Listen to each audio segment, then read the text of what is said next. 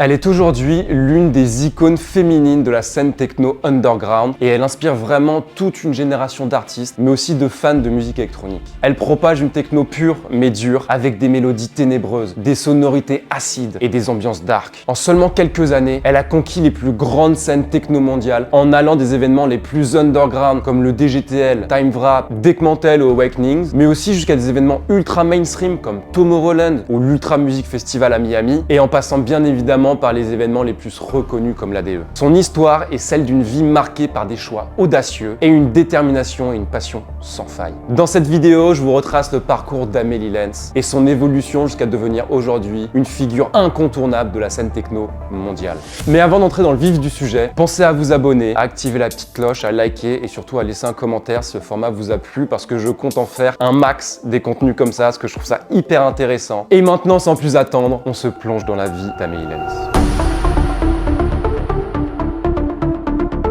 Retour dans les années 90, dans la région flamande de la Belgique, à Anvers. C'est la plus grande ville de Flandre et également la deuxième plus grande du pays après Bruxelles. Et Amélie Lens, elle naît le 31 mai 1990 dans la ville de Wildorf, mais elle grandira à Anvers. Et elle naît dans une famille qui va être très rapidement marquée par un drame. Quand elle était âgée de 5 ans, sa mère, Renée, qui avait 32 ans à l'époque, subit une crise cardiaque sous ses yeux. Dans les mois qui suivent ce drame, elle est donc confiée à plusieurs membres de sa famille et elle va grandir de ses 5 à ses 11 ans chez les tantes, chez des oncles, etc. Et jusqu'à l'âge de 11 ans, où elle sera confiée du coup à sa grand-mère qui va prendre en charge son éducation et devenir sa nouvelle figure maternelle. D'ailleurs, les fans d'Amélie Lens ont déjà vu sa grand-mère sur scène lors du festival Pukkelpop en 2018 ou 2019, où Amélie Lens avait du coup fait monter sa grand-mère sur scène pour lui montrer vraiment ce qu'elle faisait, quel était son métier, qu'elle n'était pas une simple chanteuse, mais qu'en fait elle envoyait des gros sons, des gros bangers devant des milliers de personnes. Le traumatisme d'enfance a donc forgé le caractère et la personnalité d'Amélie Lens, qu'on pourrait définir comme une jeune femme à l'ambition sans faille qui profite de chaque seconde de sa vie. En grandissant, Amélie Lens, comme tous les adolescents et enfants de son âge, elle s'intéresse à la musique. Et elle écoute des groupes comme Underworld ou Nine Inch Nails. Donc on est à la fois sur des influences un peu rock'n'roll metal américaine, mais aussi des sonorités électroniques avec Underworld. Et donc pendant son enfance qui est bien marquée par l'incompréhension et la frustration, elle expérimente ses premières nuits de clubbing à l'âge de 15 ans à peu près, où elle écoute des artistes comme Hélène Alien ou Boys Noise. Mais c'est surtout cette édition 2006 de Dour Festival où elle se rend seule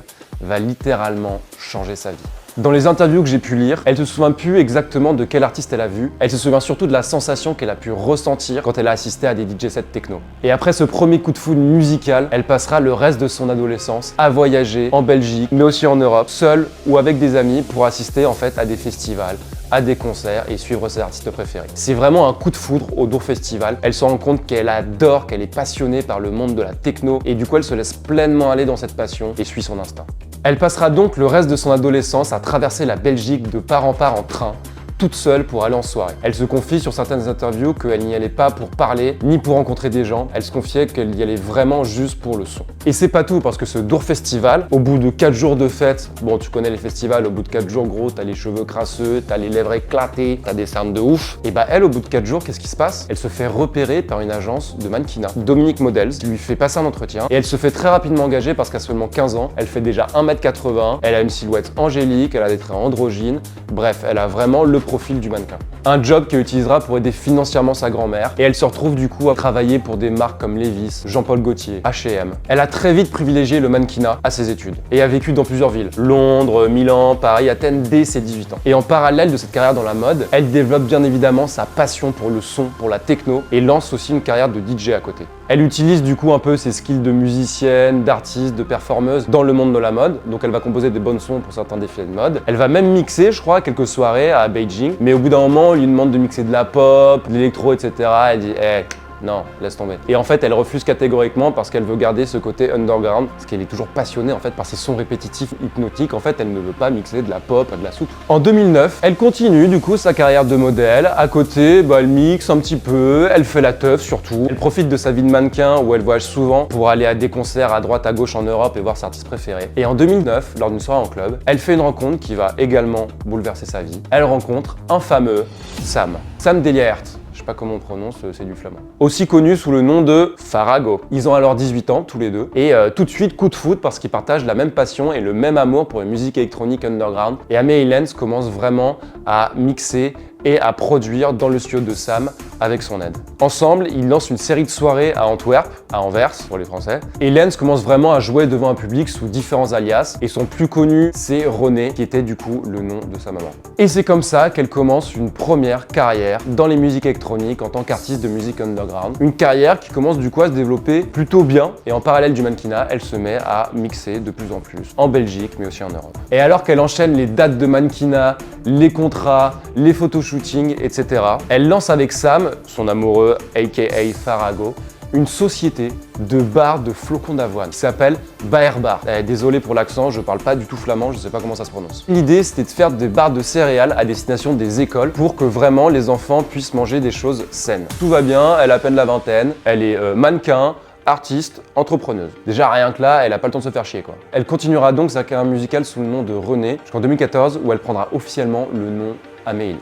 Et en 2014, elle est sur sa fin de carrière de mannequinat. Elle commence à poster ses premiers sets, ses premiers podcasts sur SoundCloud. Mais aussi, elle envoie ses premières productions à des labels dans l'attente de release sur un label connu. Et donc après plusieurs mois, plusieurs années à envoyer des tracks à des labels, je pense que beaucoup d'entre vous qui regardent ces vidéos connaissent cette galère. On envoie, on n'a pas de réponse, c'est chiant, on est dans l'attente en continu, bref. Mais elle lâche pas, elle continue de poster des sets sur SoundCloud, elle continue d'envoyer des tracks à des labels, jusqu'au jour où il y a une de ces tracks qui fait la différence et qui attire la curiosité de certains labels. Cette track, elle s'appelle Exile. Elle va bouleverser sa carrière. C'est d'abord le label italien Lies qui lui dit vouloir sortir le titre qui fait aujourd'hui sa marque de fabrique. En parallèle de ce label Lies italien, il y a aussi un duo plutôt connu berlinois qui s'intéresse à la track et ce duo c'est Panpot. Et ouais, Panpot entend la track et va à tout prix la sortir sur son label Second State. Mais trop tard, Amélie a déjà pris sa décision ou a déjà signé avec le label.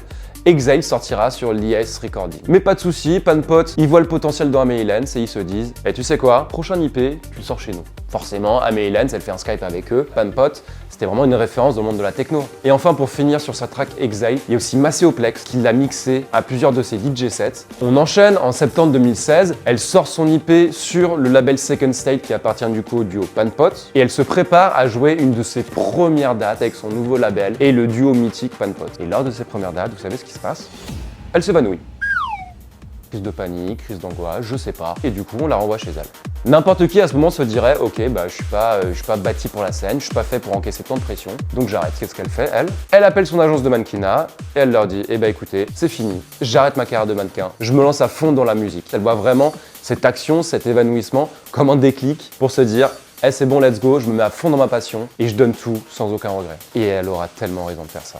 Elle commence donc à bien tourner en Europe et dans le monde entier avec le label Second State qui devient progressivement sa seconde famille. Première date au FUS de Bruxelles en 2016, première fois au Dour Festival en 2016, donc 10 ans après s'être fait repérer là-bas et 10 ans après avoir eu le coup de foudre pour la musique électronique. Et au cours de cette année, elle lance aussi une résidence dans le club Labyrinthe à Hasselt, une résidence qui s'appellera Exile, où elle invitera notamment des artistes comme Charlotte de White, Panpot, Marcel Detman, Hélène Alien, mais on reviendra plus tard dessus. En 2017, c'est bon, Amélie Lens se consacre à 100% dans sa carrière musicale, dans sa carrière d'artiste. Et elle a bien raison parce que sa carrière explose cette année-là. Elle fait sa première apparition à l'ADE en 2017 où elle fait danser Richie Hawtin pendant tout son set. Dans une interview, Richie Hawtin il se confie qu'il était vraiment bluffé par sa performance et il est vraiment tombé en plein kiff sur le projet artistique d'Amélie Lens. En 2017, elle signe aussi avec son premier agent qui travaillait du coup à l'époque au club Labyrinthe, mais elle garde vraiment une main de fer sur sa carrière. Et ça, c'est hyper important parce que ça lui a permis de faire des choix stratégiques qui l'ont conduit à devenir aujourd'hui l'icône qu'elle est. En vrai, elle se met une énorme pression sur elle-même, comme pour préparer certains de ses DJ sets. Elle demande aux propriétaires des clubs qui jouent avant elle, comment ça joue, comment est le public, pour vraiment s'imprégner de l'ADN du club ou du festival dans lequel elle joue et du coup moduler son DJ set et sa playlist en fonction. Elle veut toujours que son DJ set soit le mieux possible et elle travaille d'arrache-pied pour arriver à ce stade-là. Il n'y a vraiment rien qui est laissé au hasard. Comme par exemple pour sa première date au DC10 à Ibiza. C'était en 2016 ou en 2017 où elle faisait le warm-up et son nom était inscrit vraiment en minuscule sur les flyers. Et elle a vraiment passé des mois à construire sa playlist, à rechercher les bons sons parce qu'à l'époque, Ibiza, on était vraiment sur une vibe très EDM et un petit peu tech house. Mais alors la hard techno là-bas ou la techno sombre, waouh, pas du tout, c'était pas l'ambiance du tout, t'as vu. Elle voulait vraiment arriver à propager sa vibe de techno pure, dure, puissante et bresson, mais elle voulait aussi réussir à capter le public d'Ibiza et en fait à l'éduquer. Et du coup, elle a fait un travail de mois de recherche pour arriver en fait à un set à la perfection, tu vois. Un autre fait marquant aussi dans sa carrière, en tout cas moi à mes yeux, c'est son live filmé pour Cercle au Glazart à Paris, qui comptabilise des millions de vues aujourd'hui, tu vois. En 2017, c'est aussi la première fois à Awakenings pour elle, qui est quand même un festival mondialement connu. Et voilà, elle continue d'affirmer son goût pour l'acide et les sonorités ténébreuses avec un 3e et 4e IP sur Second State, avec des titres qu'on connaît tous comme Drift ou Stay With Me, et aussi un EP avec son amoureux Farago sur le fameux label Arts. Voilà, l'année 2017 s'achève, la notoriété d'Amelie Lens est de plus en plus forte, et entre 2 sessions de studio où en fait elle prod des sons de malade, elle voyage dans le monde entier pour jouer devant des milliers de personnes. On parle beaucoup de 2017 dans sa carrière, mais 2018 aussi marque un tournant. Elle va monter son propre label Lens, et elle sort 3 IP avec des futures pointures du label, j'ai nommé Milo Spikers, Farago et elle-même. Son but dans ce label, c'est de propager sa vision de la techno avec une signature sonore sombre, puissante et hypnotique, et de mettre en avant des artistes en qui elle croit pour créer vraiment des bangers conçus pour les clubs, mais aussi des musiques plus avant-gardistes et expérimentales. Donc je récapitule, elle tourne dans le monde entier. Elle crée des bangers avec des artistes de malade. Elle monte son label. Mais aussi en parallèle, vous vous souvenez des soirées qu'elle a lancées au Club Labyrinthe en 2016? Et après avoir fait plusieurs saisons dans ce club belge, c'est l'année d'explosion d'Exile où elle va sortir hors des murs du Club Labyrinthe et aller conquérir toute l'Europe. Elle exporte le concept Exile à Fabrique à Londres en 2018, mais aussi au Shelter à Amsterdam, au T7 à Paris, au Fabrique Madrid, avec des invités de choix comme Cobozil, Farago, Matrixman, Regal, F-Jack et j'en passe. C'est le début en fait de l'expansion européenne mais aussi mondiale de ces soirées. Pour preuve, en 2019, Exile s'exporte en dehors de l'Europe. Ça va taper des dates à Los Angeles, à San Francisco, à New York, mais aussi en Colombie. Et on retrouve aussi Exile sur des stages de festivals, comme à Creamfields, au Dour Festival, le Off Sonar à Barcelone. Elle organise même un marathon de 24 heures Exile pendant l'Amsterdam Dance Event au Warehouse Element Start. Ah ouais, vraiment là, l'accent néerlandais, je l'ai pas eu tout. Elle se produit aussi en live sur Cercle en 2019 à l'Atomium de Bruxelles. Sa carrière continue d'augmenter, elle reçoit des propositions de Tomorrowland notamment, sauf qu'on arrive en 2020-2021. Le Covid tombe, toute l'activité s'arrête pendant plusieurs années. Et voilà, pendant ces années, elle fait comme tout le monde, elle fait des live streams sur Facebook, sur YouTube, qu'on peut d'ailleurs toujours retrouver sur sa chaîne YouTube. Mais pendant cette période, elle annonce donc son nouveau label Exile. Avec ce nouveau label, Amelie Lens nous propose une techno plus énergique et brutale que l'on retrouve sur Lens. Et en sortie de Covid, fin 2021, elle reprend sa carrière. Elle relance Exile avec des dates en Turquie, à Awakenings, au Printworks à Londres, à Athènes et à Rotterdam Rave. Et elle aussi de son côté, elle reprend son activité d'artiste en tournant de plus en plus avec une date marquante à l'Ultra Music Festival à Miami où elle se retrouve à mixer sur la stage gérée par Carl Cox. Et surtout en 2022, elle devient la première femme à avoir une résidence sur l'île d'Ibiza, Odyssey 10, avec Exile. Et ça, gros respect parce que c'était jamais arrivé avant. Elle épouse aussi son partenaire de longue date, Sam aka Farago, lors d'un magnifique mariage en juillet 2022. Qui vraiment les place comme le power couple de la techno, tu vois. Elle enchaîne ensuite l'année 2023 dans le monde entier avec des dates comme en juillet 2023 où elle joue en peak time à Tomorrowland. Et au cours de l'année 2023, en fait, elle se met à tourner alors qu'elle est enceinte. Et oui, avec Farago, ils attendent une petite fille qui va naître en décembre 2023. Du coup, on trouve pas mal de vidéos où on la voit mixer enceinte. Elle ne voulait juste pas arrêter de tourner parce qu'elle était enceinte. Et elle a continué de faire ça tout en protégeant son bébé. Et ça donne des images incroyables où tu vois Amelie Lens, qui est aujourd'hui une référence, enceinte, en train d'envoyer des énormes bangers devant des milliers de personnes. C'est irréaliste comme scène et ça montre vraiment sa persévérance et sa passion pour ce milieu. Donc en décembre 2023, naît leur petite fille. Et donc Amelie Lens, forcément, elle commence à ralentir le rythme, à prendre du temps pour sa famille. Et elle a bien raison. Mais elle garde quand même des grosses dates. Comme par exemple une soirée Exile dans sa ville natale, à Antwerp, en début 2024. En avril 2024 aussi, c'est une consécration pour elle. Elle se produit un solo show au Zénith, qu'elle sold out. Donc voilà, moi personnellement j'y étais pas, mais j'ai eu des très beaux retours de cette date. Il y a très peu d'artistes art techno comme elle qui ont fait des solo shows comme ça au Zénith. Et pour 2025, qu'est-ce qu'elle annonce? Elle va se produire en B2B avec Charlotte de Witte. Charlotte de Witte, j'en ai pas du tout parlé dans cette vidéo parce que c'est pas le sujet, mais c'est aussi une référence dans la scène techno. Et que du coup, ces deux icônes se retrouvent sur une même stage pour mixer ensemble et proposer un show. Ça montre que la carrière d'Amelie Lens, elle est loin d'être finie, qu'elle a encore beaucoup de collaborations à faire. Moi, je suis persuadé qu'elle va garder son statut d'icône incontestée de la scène techno underground mondiale. Donc après avoir fait toutes les recherches sur Amelie Lens et après avoir tourné cette vidéo, moi j'arrive vraiment à la conclusion que le parcours d'Amelie Lens, c'est un exemple de persévérance, mais aussi de passion. Elle est partie d'une enfance très difficile, a commencé une carrière dans la mode qu'elle a décidé d'arrêter pour se consacrer à 100% à sa passion, pour devenir aujourd'hui une des artistes les plus influentes de sa génération. Elle a vraiment su évoluer en s'adaptant aux tendances mondiales, mais aussi en restant fidèle à elle-même. Sa carrière est vraiment marquée par des choix stratégiques et des collaborations solides. Elle continue d'influencer et d'inspirer la scène électronique actuelle.